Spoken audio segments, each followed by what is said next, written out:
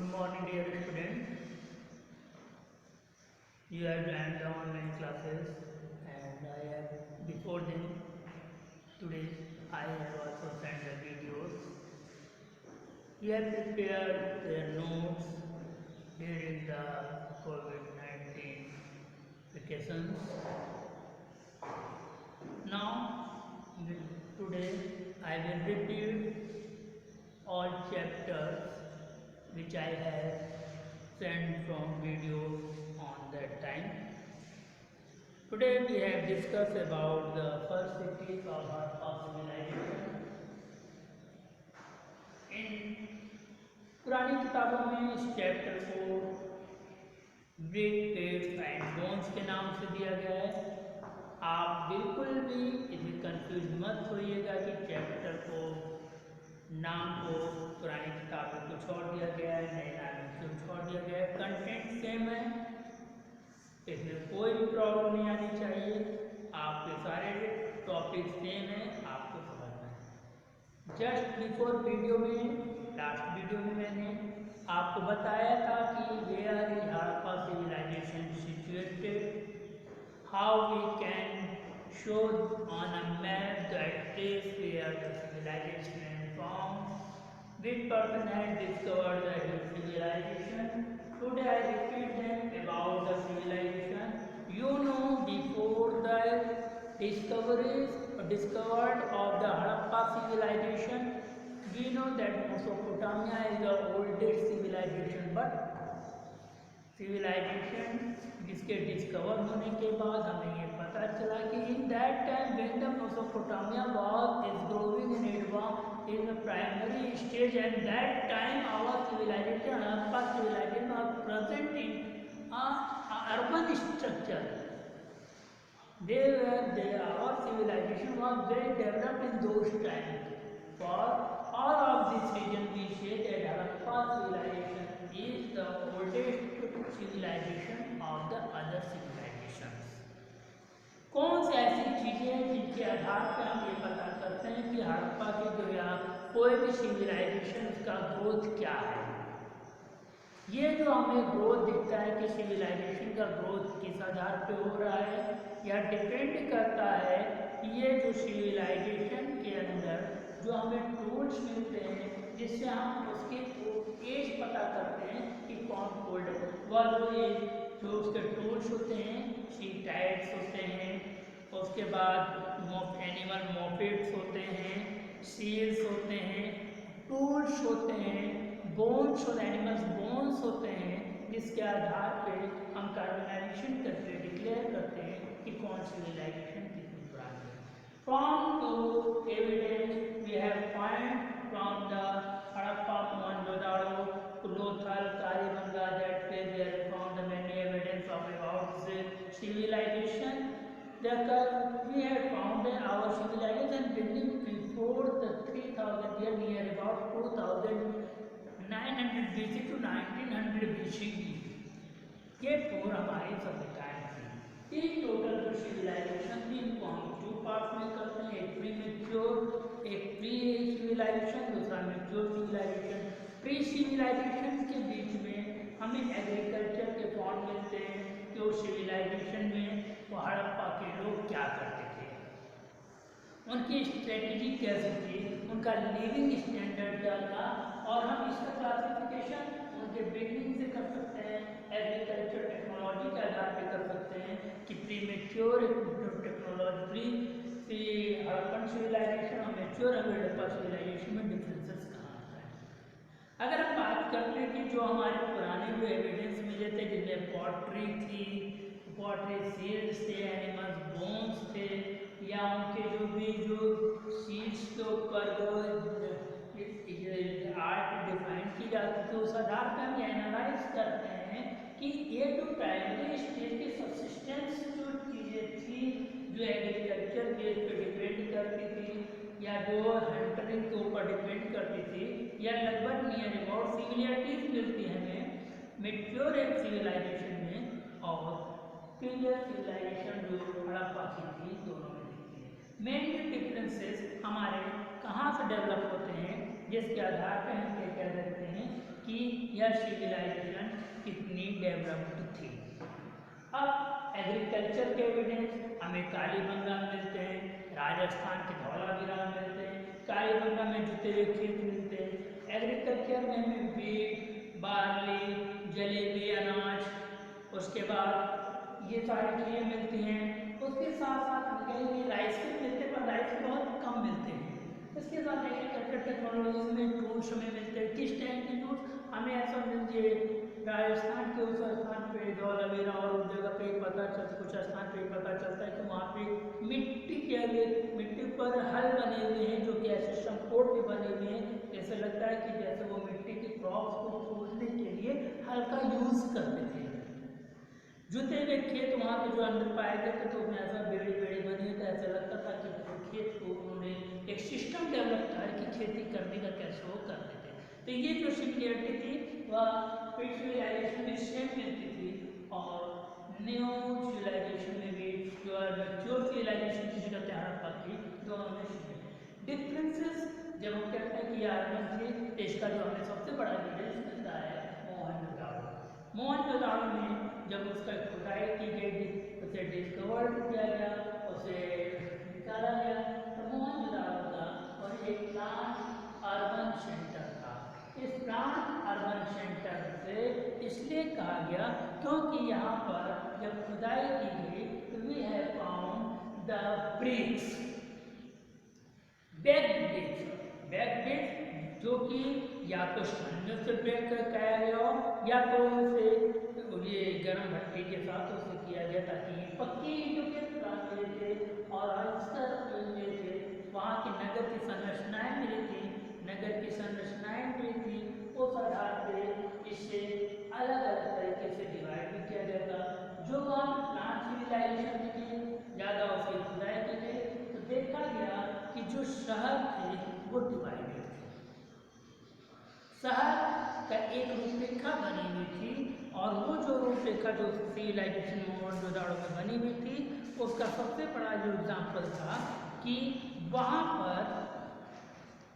पर एक जो शहर बना था वह तो ऊंचाई पे बसा हुआ था। जैसे कोई चीज़ जैसे होती है, वह शहर दो पार्ट में था, एक लोअर पार्ट में था, एक अपर पार्ट में था।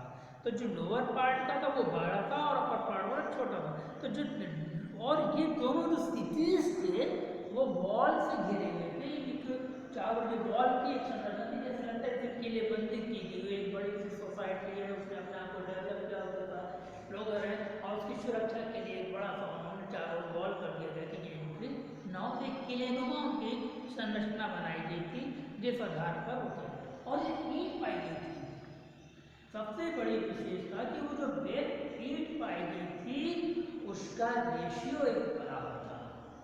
सारी ईंटें एक बराबर की बनी हुई थी, जबकि उसकी लंबाई का अनुपात, जैसे आई वुड शो ब्रिक्स, जो लोग ब्रिक्स बनी होती है, ये ब्रिक्स आपको बनी हुई है, और ये ब्रिक्स जो बनी हुई है, लंबाई चौड़ाई ऊंचाई L/B/H, यानी लंबाई चौड़ाई और ऊंचाई का रेशियो, यानी L 4 था, चौड़ाई 2 थी, H था, यानी हाइट जो चौड़ाई की दूनी लंबाई थी इसकी और ऊंचाई की 4 गुना थी। ये रेशियो एक इक्वल ईंटों में सभी जगह पाया गया, जिससे लगता था कि प्लांट वे में ईंटों का निर्माण और नगरों का निर्माण किया गया है। How we can say there was a plant when because the all your cities were divided in a grid system. You know grid system. The road cut each other on a right angle. Right angle करता है, जो संरचनाएं थी वहाँ पे जो roads बने हुए थे, they cut with each other in a parallel and rectangular, यानी वो समकोण पे काट रहा है, और ये सारे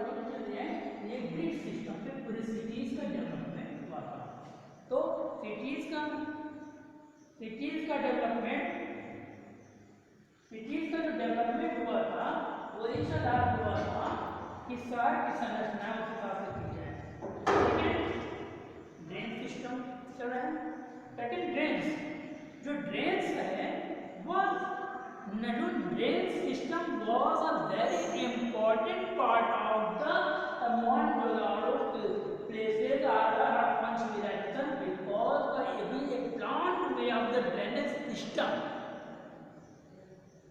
where the water flow, what they get from the water, where they get from the water, वहाँ के सिस्टम कैसे थे, ड्रेनेज सिस्टम वेरी प्लान में थे, जो सिटीज रेक्टेंगुलर में थी, ये सिटीज इस तरह बसी हुई थी और ड्रेनेज जो सिस्टम था वह इन सिटीज के किनारे किनारे घरों से सटी हुई नालियाँ होती थी।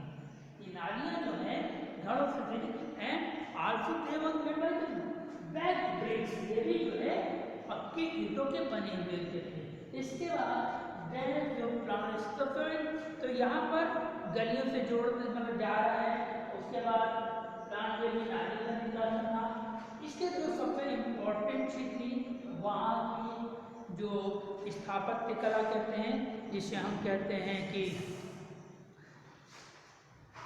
डोमेस्टिक आर्किटेक्चर, वहाँ के घरों की बनावट है, प्लान से नालियाँ बन गई, पक्के मकान कैसे बनते थे, there the house was made in a plan वे।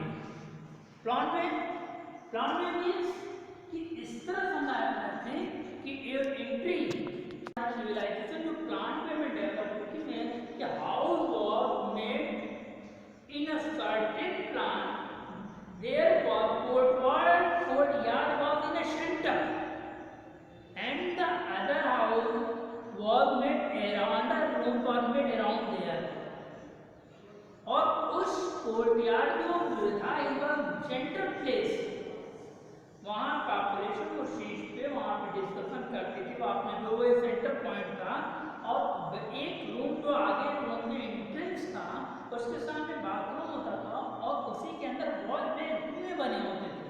कुएं का प्रयोग, पानी का प्रयोग वो अपने लिए करते थे। You can see on page number 7, I want to see on the your book, there was a plan way, this is so, ये प्लान वे में इनका दिखाया गया है। ये देखिए कोर्टयार्ड बना हुआ है, ये एंट्रेंस द्वार और एंट्रेंस द्वार, ये एंट्रेंस द्वार है, या एंट्रेंस द्वार के पास नाली बनी हुई थी। तो ये जो नालियाँ बनी थी और इनके द्वार बने हुए थे, यहाँ पे कुएं थे जिसका प्रयोग घर के सभी सदस्य करते थे। तो यहाँ पर और वहाँ कहीं वहाँ पे जो मकान थे डबल स्टोरीज के भी थे, कहीं के वहाँ पे डबल स्टोरी के सेक्टर थे, खिड़कियाँ वहाँ विंडो वहाँ के बाहरी दीवारों पे नहीं थी, दीवार के अंदर थी पर बाहरी दीवार पे खिड़कियाँ नहीं थी। और ओवरऑल जितने प्लांट होते थे कैसे प्लांट की मिनिमम ऑफ 700 वेल्स फाउंड, 700 कुएं पाए गए थे मोहनजोदाड़ो के इस प्लांट वे में। तो इसका अंदर के सभी लोग प्लांट वे से मकान बनाते थे, उनका ड्रेनेज सिस्टम था, उनके पानी का यूज करने का सिस्टम था, ये सारी चीजें थी। तो इस आधार पर हम कह सकते हैं कि मोहनजोदाड़ो जो है एक प्लांट वे में डेवलप हुआ था। इसके बाद great bath is a very important part of the Mohenjodaro. Mohenjodaro में जो ग्रेट बाथ की बात की गई, वह जो ग्रेट बाथ जहाज से किया गया वो एक बड़ा सा कुंड पाया गया था, और सबसे बड़ी चीज कि वहाँ पे ये समझना था कि उतने बड़े जलाशय में पानी को स्टोर करना। यू कैन इमेजिन कि पानी स्टोर हो रहा है, बह नहीं रहा है, इसको कैसे किया गया, तो वो पक्की ईंटों के ग्रेट बाथ बना है, पक्की ईंटों का बना है, उसके सेंटर में बना हुआ है, और वो जो है जिप्सम का लेप है, जो मकारे का और जिप्सम का लेप बना हुआ है जिससे कि पानी उससे बहता नहीं था। और उसी के पैरेलल में एक रोड बना हुआ था जिसके गलियारा बना था, गलियारे के चारों चार बाथरूम थे, और बाथरूम में लोग नहाते थे, पानी का एक सेंटर था। इस तरह वहाँ एक जो संरचना बनाई गई थी उस आधार पर लगता था कि ग्रेट बाथ को एक सुनियोजित तरीके से बनाया गया है और किसी स्पेशल कार्य के लिए इसका यूज किया जाता था, चाहे वो गेम्स के लिए हो चाहे इसके लिए। तो ये great bath, drainage system, home architecture, इस आधार पर लगता था प्लान वे में होता है। इसके साथ साथ वहाँ पे डोमेस्टिक आर्किटेक्चर की बात की जाए तो वहाँ की जो पॉटरी थी, उनके जो स्कल्पचर्स मूर्ति कलाएं थी, बड़े उत्कृष्ट थे। वहाँ की पॉटरी